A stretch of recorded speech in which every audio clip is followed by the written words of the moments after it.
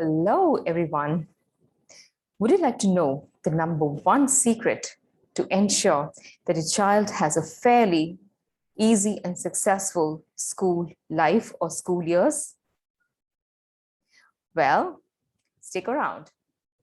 Hi, I'm Supriya Raja, and I have been in the field of special education for more than 12 years, working with children on very close quarters. And now I'm also the founder of the Empowered Parenting Hub.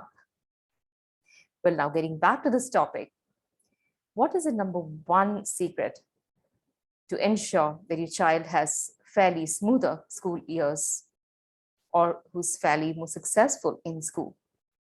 And that secret is to instill the habit of reading from a very young age. Yes. Now you might wonder, how does that really going to be impacting school years, by the way? And why is it so important to start off pretty young also? Anyway, school is going to be teaching everything, and it's reading is all about just letters and spellings that anyway they're going to be teaching in school. So why must me as a parent do it? Well, to start on with on this topic, reading is not an inherent skill. What do you mean by that? Inherent is something which is coming automatically, like how a child learns to talk, how a child learns to walk. It is something more automatized, right? That skill is developed inherently, whereas reading is not inherent and it is a developed skill.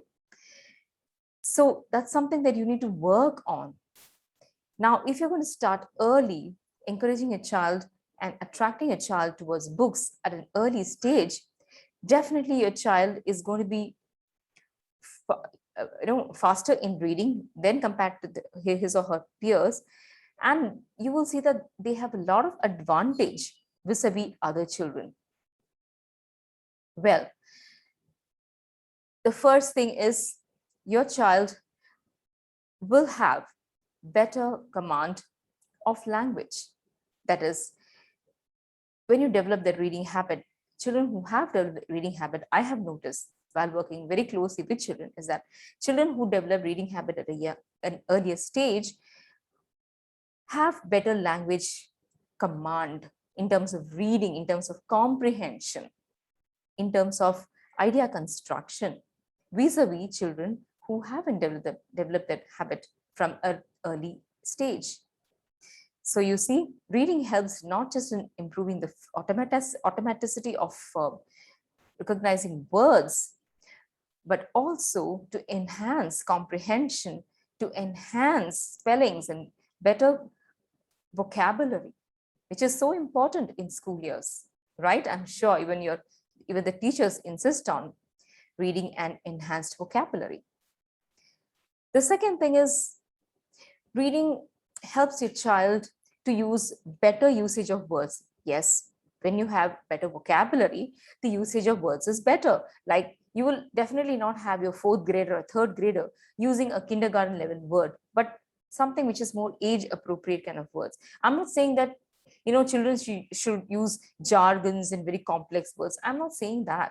But what I'm trying to say is it makes a lot of difference when the child in his or her writing, all while expressing themselves, use better quality words vis-a-vis using very basic, very simplistic words.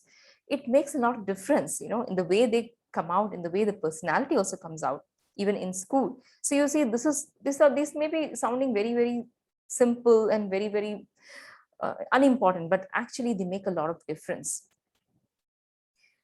The next thing, that how reading can help improve and enhance the quality of life through this child's school years, is that readers are better thinkers. So what do you mean by that?